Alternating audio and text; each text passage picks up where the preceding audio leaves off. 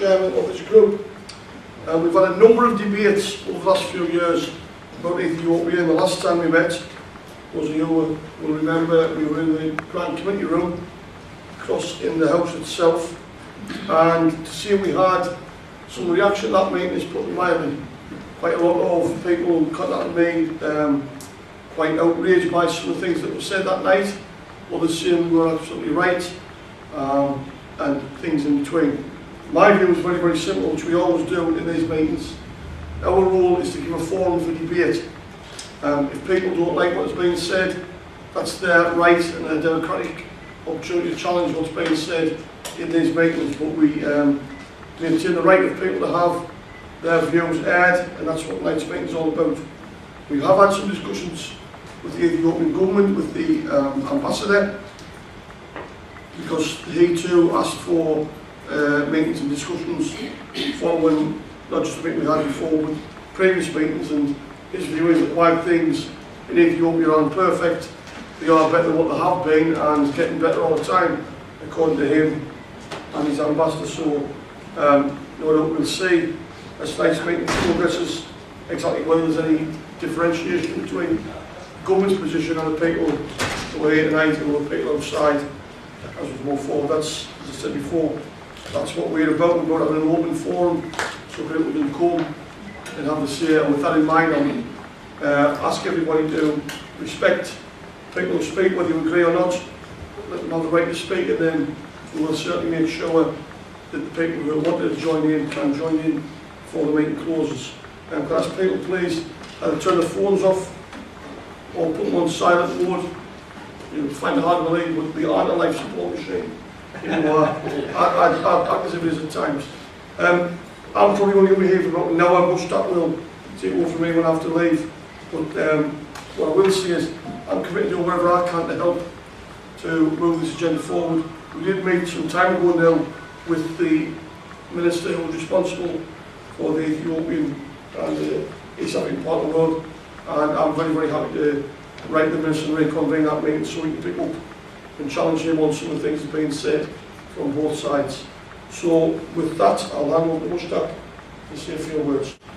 Thank you very much, David Hudson. I'm really pleased that we are again here. I'm not pleased with things that are happening in Ethiopia. Today we will listen from experts who have done a lot of work in Ethiopia. I'll stand up because I know there are some people at the back who can't see me, and I always like this. I think we will listen to experts today. As David said, this is a platform for everybody and anybody who want to raise the issues of human rights or other victimization in their own part of the world or here in UK as well. So you can raise issues in UK as well. I know some of our friends work in NHS, and what is happening to NHS under this government, you are most welcome to raise whenever we have a meeting on NHS. But we provide this platform to everybody to speak on the issues, and thank you, David Hudson, for leading this for past many years, and my other colleagues will speak later on. So I'm here to welcome you all. Thank you very much. Thank you.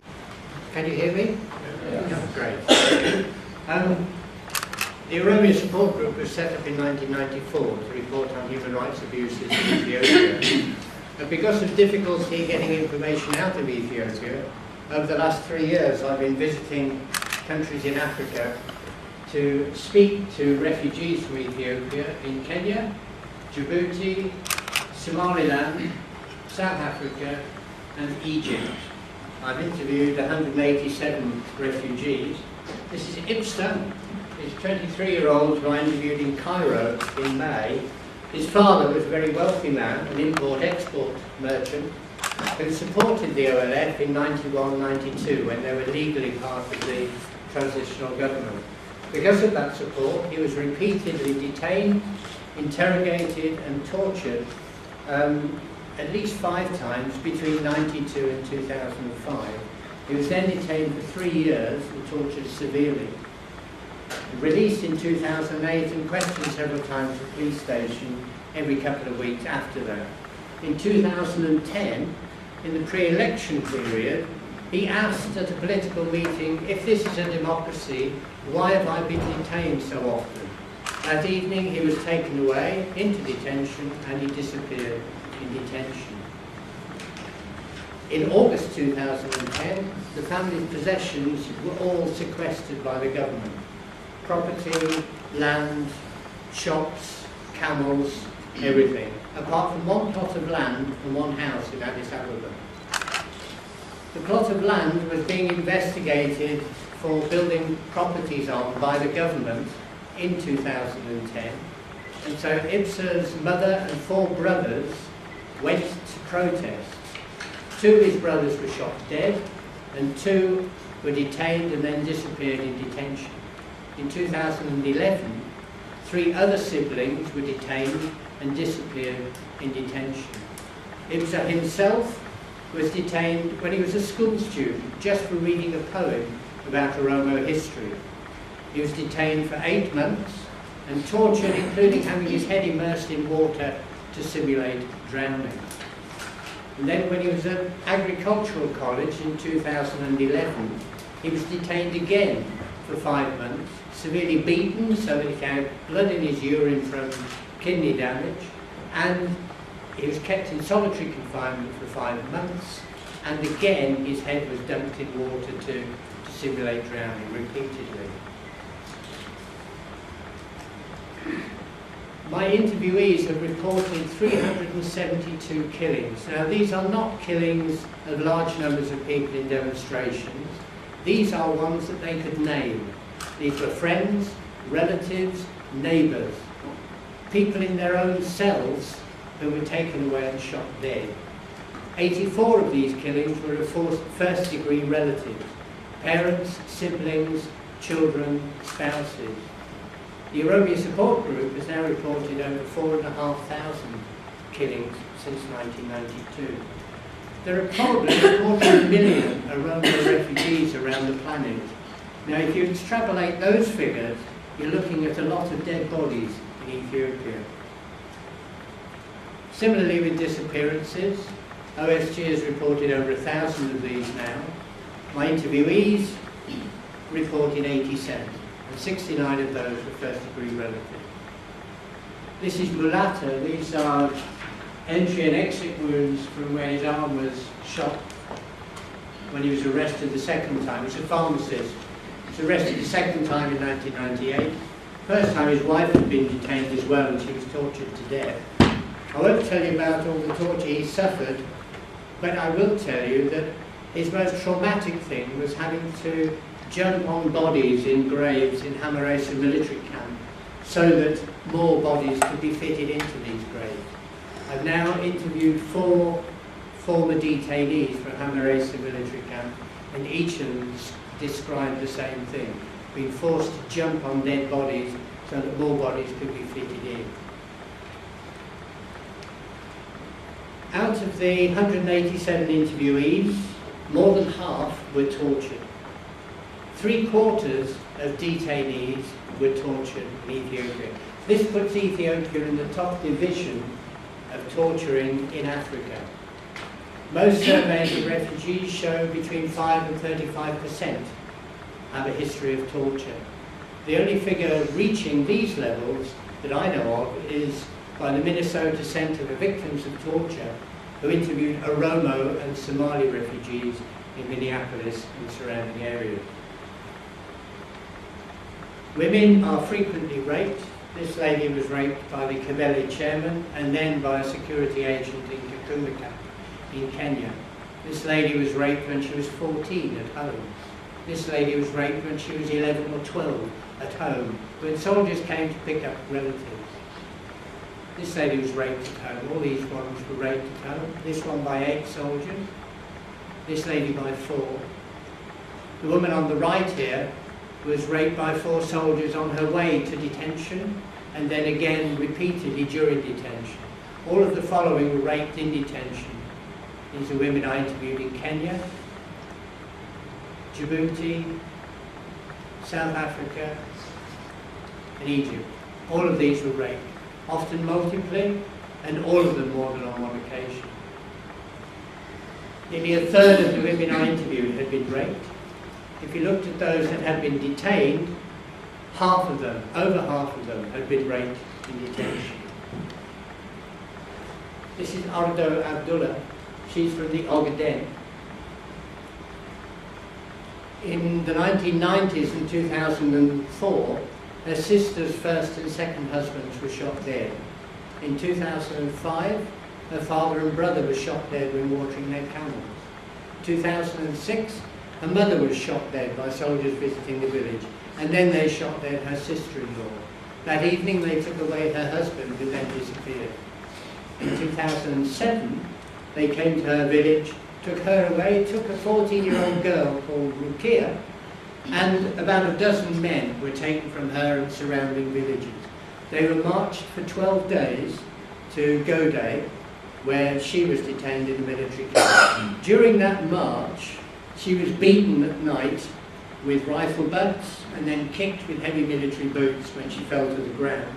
Fractured a shoulder blade, she was stabbed in the neck, had blood in her urine from kidney damage, lost her 4-month pregnancy, but she said the worst thing was hearing the screams of this 14-year-old girl as she was raped by the soldiers that accompanied her. There were 120 soldiers. She said sometimes the screams stopped at midnight, sometimes the screams went through the night. On the 9th day of the march, 2 of the men were strangled to death. On the 10th day, Rukia could barely walk, this 14-year-old girl, and she was strangled to death in front of the others. When they got to Godé military camp, Arto was detained for 17 months in solitary confinement. She was kept in a cell so small she could not lie down, she could not stand up, she could only sit. She was let out once a day, she was handcuffed most of the time, let out once a day to go to the toilet. She wasn't even allowed to pray. She managed to escape from that detention, and she escaped to Kismayo in Somalia, and from there to Kenya and South Africa. The worst thing that can happen to refugees is being sent back to Ethiopia to face more abuse. The father of this family was sent back towards the end of 2011, 4 weeks before I arrived in Hargeisa in Somaliland. About half a dozen men were taken over a 4 or 5 week period by a combined unit of the Somaliland security and Ethiopian security working together. This is a 23-year-old girl, Rihanna, who was abducted in Hargeisa. She was teaching amongst the refugees there in November 2012, so exactly 12 months ago. She was snatched by Ethiopian security agents and is now, according to eyewitnesses, in prison in Djibouti in the Ogaden. This is Tesfahun Chemeda, and most of the Oromo in this audience will recognise. He was a brilliant student, and because of his activism, he was hounded out of Ethiopia, and he obtained refugee status in Kenya in 2005. In 2007, he was detained by the Kenyan anti-terrorist squad. He was interviewed by them and passed. He was interviewed by the FBI and passed by them. He thought he was going to be released. But the Ethiopian security apparatus, in connivance with the Kenyan CID, managed to smuggle him back to Ethiopia despite a habeas corpus writ being issued in the Kenyan courts.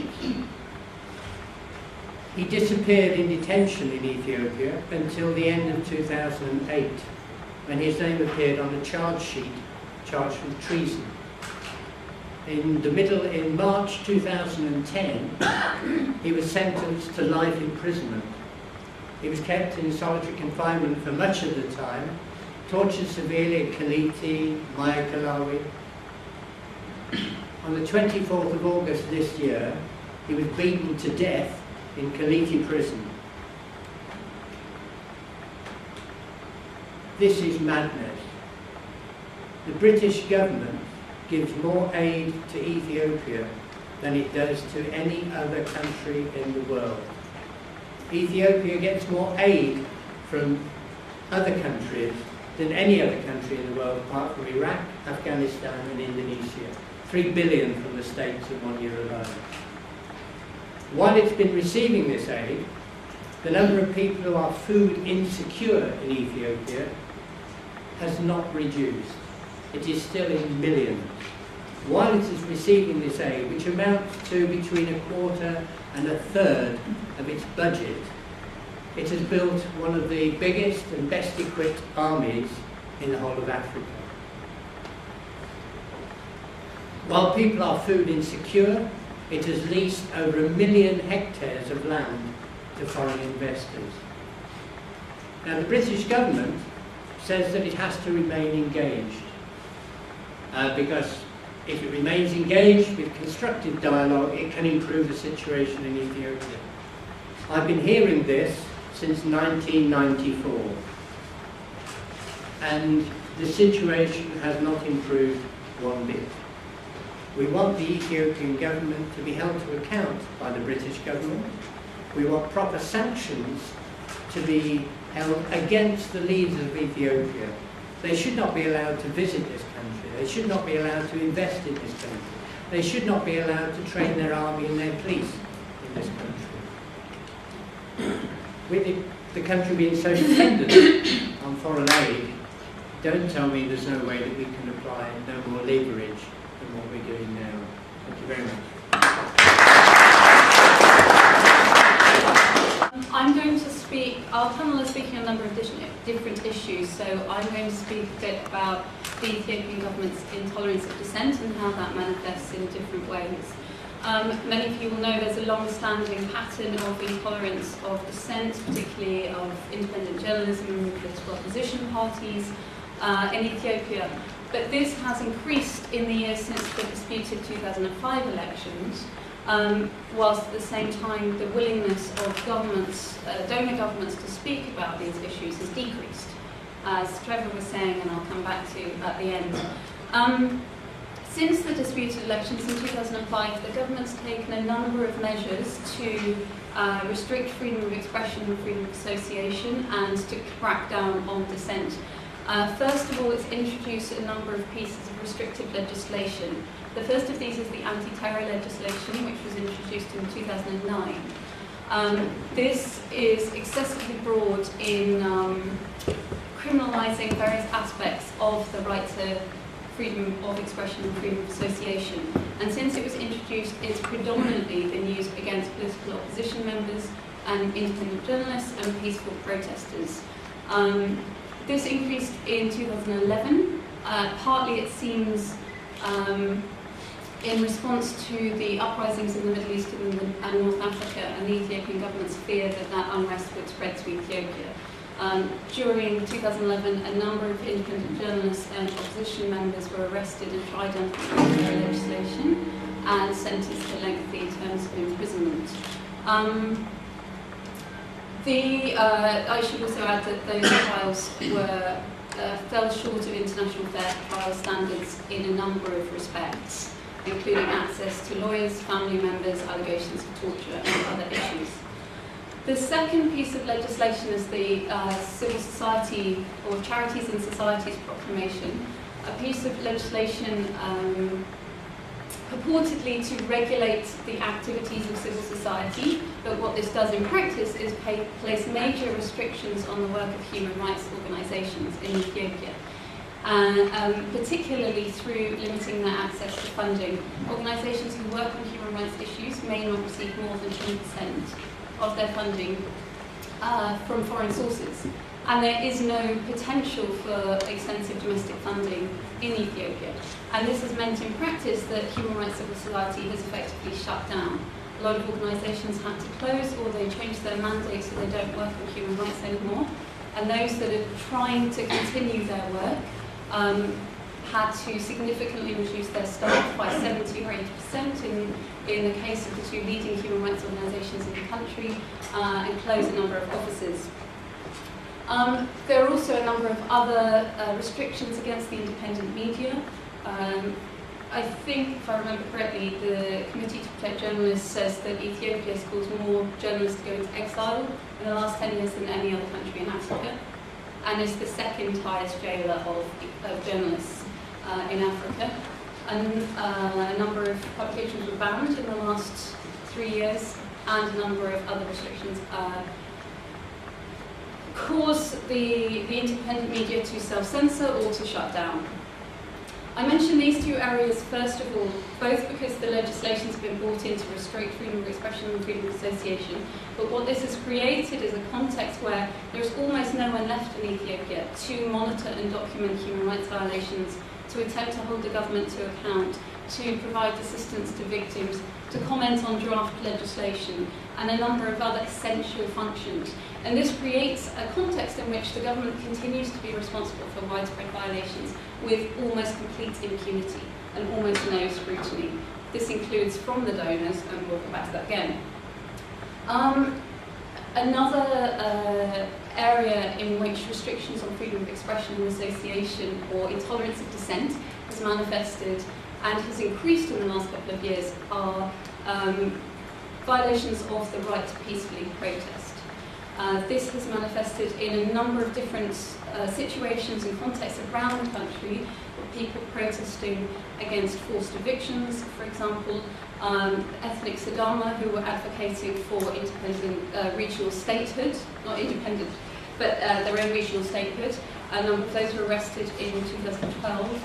A number of other peaceful protests around the country, but particularly this has manifested in the last couple of years in the context of the ongoing Muslim protest movement, which many of you will be familiar with, which has been going now for about 2 years and involved very large-scale protests regularly, involving tens of thousands of people on a regular basis over the last 2 years.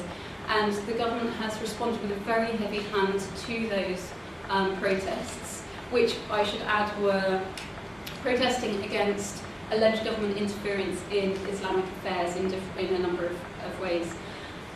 Hundreds of those protesters have been arrested, and some were released after temporary detention, but many have been charged, and the leaders of that movement are currently on trial under the same anti-terror legislation in closed proceedings, which exacerbates even further the risk of them not receiving a fair trial. There were also a number of incidents in response to those protests where the police were accused of excessive force, and protesters were killed in a number of locations around the country. I am going quite quickly through a number of issues because there are so many things that fall under the intolerance of dissent, so I want to cover a number of things. Trevor spoke a bit about this, but another very serious manifestation of the intolerance of dissent is the arbitrary detention of suspected or actual opponents of the government or dissenters. And this is particularly severe in the Oromia region, where hundreds, if not thousands, of people on a very regular basis are detained on the suspicion or even the assumption of support for the OLF. And people are arbitrarily detained for periods of up to 10 years or more. Arbitrarily detained, I should explain, means without charge or trial, and in many, many cases never going to court. A large proportion of these people are detained in military camps, which are unofficial places of detention and therefore illegal under international law.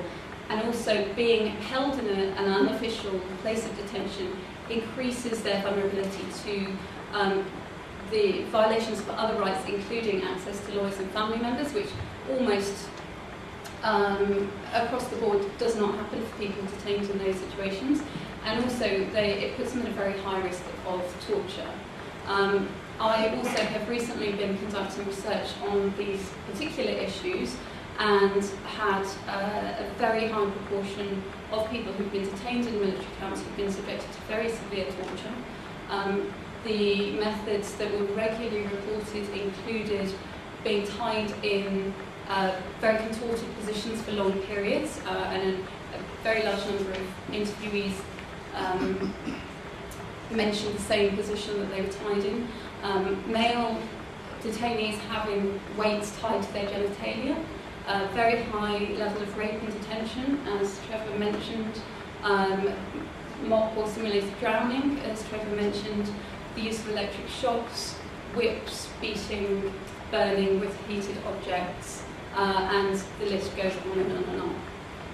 So this is I think how intolerance of suspected dissent manifests across the country, not just at the federal level, not just in Addis Ababa with the high levels of legislation, but further away from Addis, you get, the less scrutiny there is, the more vulnerable people are to these violations. I am going to finish, as Trevor did, in talking about the donors and their approach. As I said right at the beginning, since 2005, the donors have adopted the approach of quiet diplomacy. They tell us repeatedly that they do raise human rights issues with the Ethiopian government behind closed doors, but there is no there's no public criticism of the human rights situation, and there's barely even an acknowledgement of the severity of the human rights situation. And this approach demonstrably has not worked in terms of a number of different rights, but in terms of the sort of framework I'm talking about, these restrictions have increased in the years since the donors adopted the quiet diplomacy approach. The space for dissenting voices has decreased. This is particularly relevant now as the Ethiopian government enters the run-up to the next elections in 2015, and they've created a context where it's not possible for competitive elections to take place. Opposition parties meet with a raft of restrictions and violations on a regular basis, including arrests, harassment, and other obstacles and obstructions. There is no independent media who play an essential role in their elections. There's no civil society to do election monitoring. There are so many ways in which competitive elections can't take place. The other impact of the silence of the donors is that, as I said earlier, it enables the government to commit violations with more or less total impunity. And it also, if we look at the long term, it's eroding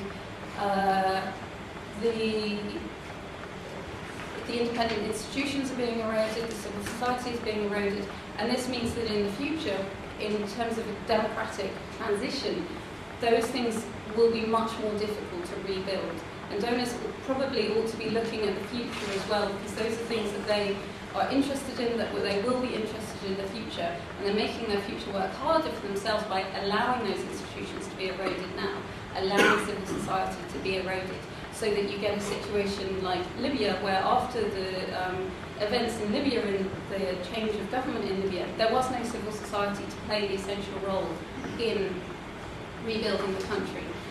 In Ethiopia, there soon will be no human rights civil society left. So there should be more of a vision on the long term than there is now. There was one other point I wanted to make before I stopped, and I've forgotten what it is. Give me a second. Sorry. Sorry. I'm going to let our colleague Leila talk about the Somali region and the Liu. Sorry, it's totally gone for me. Cool. Yeah, I'll leave it there. Right, thank you very much.